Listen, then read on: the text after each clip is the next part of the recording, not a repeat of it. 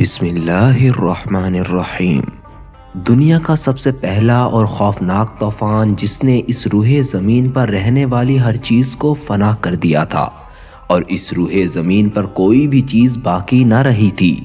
اس طوفان کے بعد اللہ تعالیٰ نے اس روح زمین پر دوبارہ سے ایک نئی زندگی کو آباد فرمایا۔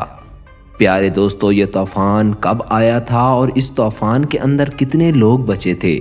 اور وہ بچنے والے لوگ جس کشتی پر سوار تھے اس کشتی کو کہاں بنایا گیا تھا، وہ کشتی کتنے وقت میں تیار ہوئی تھی اور اس کشتی کو کس چیز سے بنایا گیا تھا، اور حضرت نوح علیہ السلام کی کشتی کتنی لمبی اور کتنی چوڑی تھی، اس کشتی کی کتنے منزلیں تھیں، اور اس کشتی کے اندر کون کون سی مخلوقات سوار ہوئی تھیں،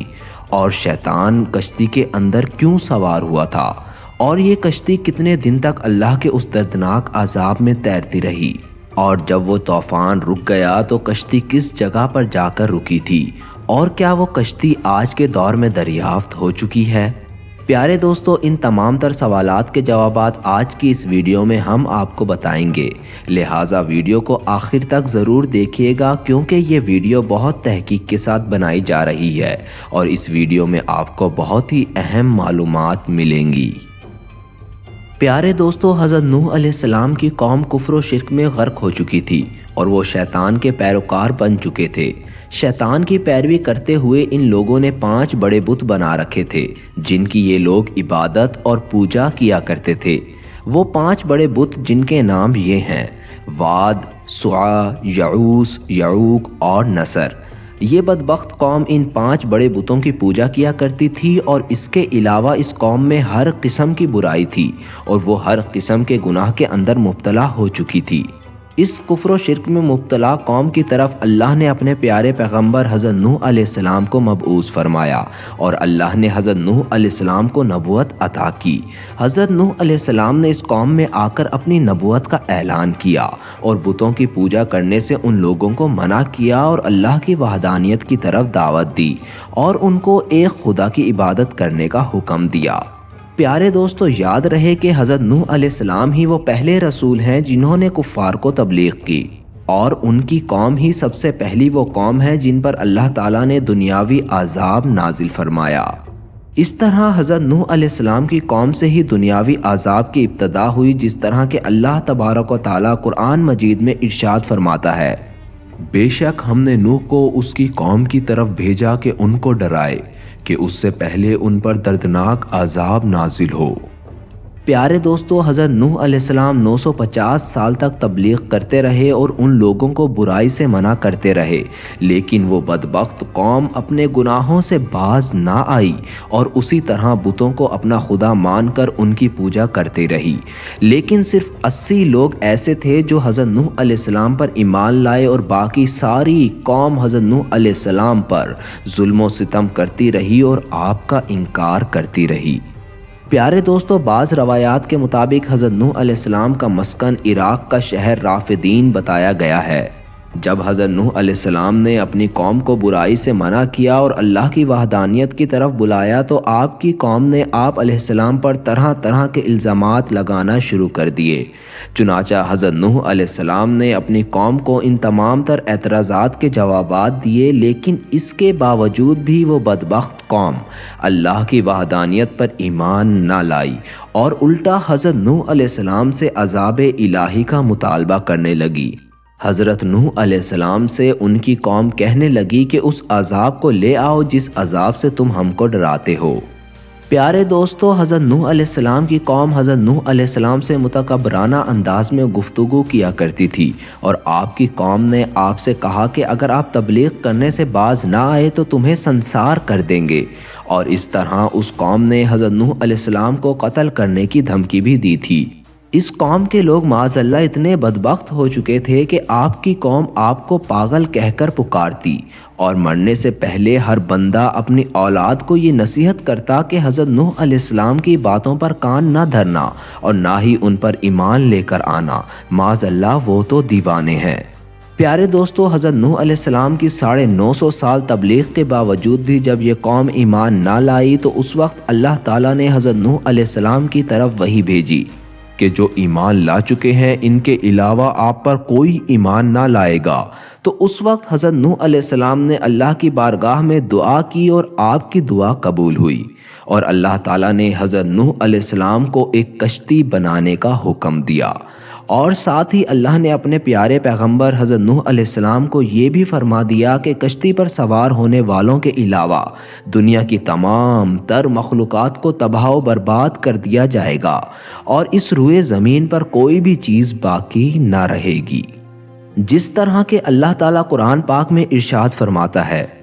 اور نوح کو وحی ہوئی کہ تمہاری قوم سے مسلمان نہ ہوں گے مگر جتنے ایمان لا چکے، تو غم نہ کھاؤ اس پر جو وہ کرتے ہیں، اور کشتی بنا ہمارے حکم سے، اور ظالموں کے بارے میں مجھ سے بات نہ کرنا، وہ ضرور ڈبائے جائیں گے۔ اور نوح کشتی بناتے ہیں، جب اس قوم کے لوگ وہاں سے گزرتے ہیں تو نوح پر ہنستے ہیں۔ نوح علیہ السلام بولے، اگر تم ہم پر ہنستے ہو ایک وقت ہم تم پر ہنسیں گے، جیسا کہ تم لوگ ہم پر ہنستے ہو، تو تم جان جاؤ گے کہ کس پر آتا ہے وہ عذاب کہ اس کو رسوا کرے، اور اترتا ہے وہ عذاب جو ہمیشہ رہے گا۔ اس طرح اللہ کا حکم پاتے ہی حضرت نوح علیہ السلام اللہ کے حکم کے مطابق کشتی بنانے کی تیاری کرنے لگے۔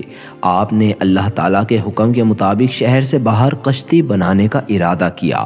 ابھی طوفان آنے میں 200 سال باقی تھے کہ حضرت نوح علیہ السلام کو کشتی بنانے کے لیے خاص قسم کی لکڑی کی ضرورت تھی، لہٰذا حضرت نوح علیہ السلام نے اس لکڑی کو حاصل کرنے کے لیے ساگوانی نامی کچھ درخت لگائے جن کی لکڑی بہت مضبوط ہوتی ہے۔ یہ درخت 100 سال میں تیار ہوئے۔ اس کے بعد حضرت نوح علیہ السلام نے ایمان والوں کے ساتھ مل کر دنیا کی سب سے پہلی کشتی بنانے کا کام شروع کر دیا۔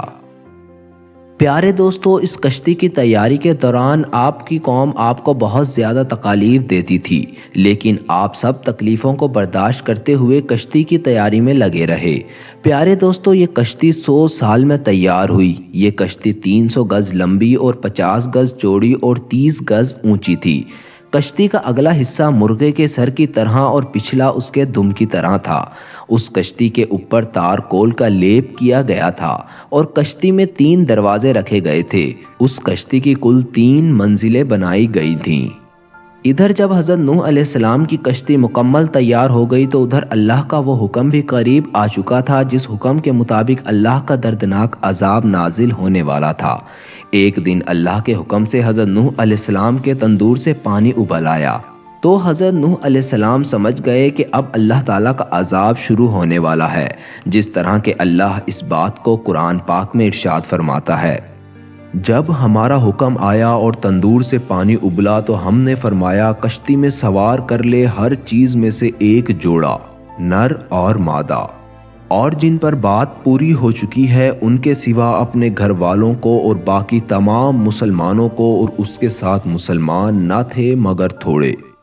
پیارے دوستو، روایات میں آتا ہے کہ جب اللہ کا وہ دردناک عذاب نازل ہوا تو زمین پانی اگلنے لگی اور آسمان سے پانی برسایا جانے لگا۔ اس وقت حضرت نوح علیہ السلام نے اللہ کے حکم سے کشتی میں درندوں، چرندوں اور پرندوں اور قسم قسم کے حشرات الارض کا ایک ایک جوڑا نر اور مادہ سوار کر لیا، اور آپ کے تینوں فرزند یعنی حام، سام اور یافیز اور ان تینوں کی بیویاں، اور آپ کی مومنہ بیوی اور 72 مومنین مرد و عورت، کل 80 افراد کشتی میں سوار ہو گئے۔ اور حضرت نوح علیہ السلام کی ایک بیوی تھی جس کا نام وائلہ تھا، اور آپ کا ایک لڑکا تھا جس کا نام کینان تھا۔ یہ دونوں حضرت نوح علیہ السلام پر ایمان نہ لائے تھے اور نہ ہی یہ دونوں کشتی پر سوار ہوئے اور طوفان کے اندر غرق ہو گئے۔ پیارے دوستو، ایک روایت میں نقل کیا گیا ہے کہ حضرت نوح علیہ السلام کی کشتی میں 40 مرد اور 40 عورتیں تھیں، اور آپ کی اولاد کے سوا کسی کی بھی نسل نہ چلی، اس لیے آپ کو آدم ثانی کہا جاتا ہے۔ پیارے دوستو، کشتی کی کل 3 منزلیں تھیں، جن میں سب سے نیچے والی منزل پر درندوں، چرندوں اور حشرات الارض کو رکھا گیا تھا، اور درمیان والی منزل پر چوپائے اور دیگر جانوروں کو رکھا گیا تھا، جبکہ سب سے اوپر والی منزل پر انسانوں نے قیام کیا تھا۔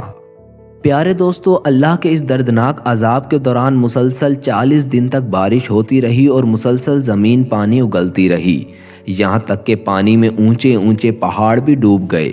اس طرح حضرت نوح علیہ السلام کی کشتی کے علاوہ کوئی بھی اس طوفان سے نہ بچ سکا۔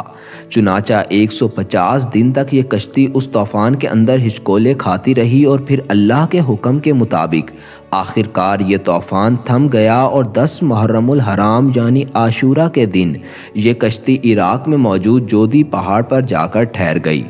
اللہ تعالیٰ کے اس دردناک طوفان کے ختم ہونے کے بعد سب لوگوں نے شکرانے کے طور پر اس دن کا روزہ رکھا۔ اس طرح دنیا کی سب سے پہلی کشتی کا سفر اپنے اختتام کو پہنچا، اور وہ لوگ جو اس کشتی میں موجود تھے وہی لوگ بچ پائے، اور باقی سب کچھ اللہ کے اس دردناک طوفان نے تباہ و برباد کر دیا تھا۔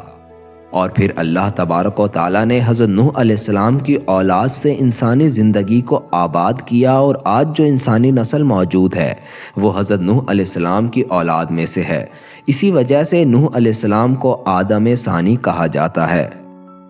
پیارے دوستو، اب بات کرتے ہیں حضرت نوح علیہ السلام کی وہ کشتی آج کے دور میں دریافت ہو گئی ہے یا نہیں۔ اس کے بارے میں ماہرین کا کہنا ہے کہ کشتی نوح کی باقیات مشرقی ترکی میں واقع توحے ادارات پر ملی ہیں، جو کہ 1400 فٹ اونچی ہے۔ اس کشتی کی 3 منزلیں ہیں اور یہ 1000 میٹر برف کے نیچے دبی ہوئی تھی۔ اس کشتی کی دریافت کے بعد چینی اور یورپی ماہرین جبکہ تمام اہل کتاب کے ماہرین یہ مانتے ہیں کہ یہی کشتی حضرت نوح علیہ السلام کی کشتی ہے، اور ان ماہرین کا یہ ماننا کہ یہ کشتی 4800 قبل مسیح کی ہے۔ اگر تاریخ کا مطالعہ کیا جائے تو محققین نے حضرت نوح علیہ السلام کی کشتی کے رکنے کی جگہ جودی پہاڑ لکھی ہے، جبکہ یہ پہاڑ کوہ کرداں کا حصہ ہے۔ یہاں پر حضرت نوح علیہ السلام نے اپنے ساتھیوں کے ساتھ مل کر مسجد تعمیر کی تھی، جس کو سوانین مسجد کہا جاتا ہے، اور انہوں نے ہی آسران شہر آباد کیا تھا۔ آپ کا مزار مبارک لبنان میں ہی واقع ہے۔ پیارے دوستو، اب بات کرتے ہیں کہ کیا شیطان بھی حضرت نوح علیہ السلام کی کشتی میں سوار ہوا تھا۔ پیارے دوستو، آج کل بہت سی بے بنیاد ویڈیو میں یہ بتایا جاتا ہے کہ شیطان گدھے کی دم کے ساتھ لٹک کر سب سے آخر میں کشتی پر سوار ہوا تھا۔ آپ کو بتاتے چلیں اس بات کے اندر کوئی سچائی نہیں ہے۔ حضرت نوح علیہ السلام کی کشتی میں کوئی بھی جن اور شیطان موجود نہیں تھا، اور نہ ہی ایسی کوئی مسند روایت ملتی ہے۔ یہ تمام تر باتیں فضول اور جھوٹ پر مبنی ہے۔ اللہ تبارک و تعالیٰ سے دعا ہے کہ اللہ تبارک و تعالیٰ اپنے تمام تر فرامین کے مطابق زندگی گزارنے کی توفیق عطا فرمائے، اور ان تمام تر گناہوں سے بچائے جن گناہوں میں مبتلا ہو کر پہلی قومیں ہلاک ہوئی تھیں۔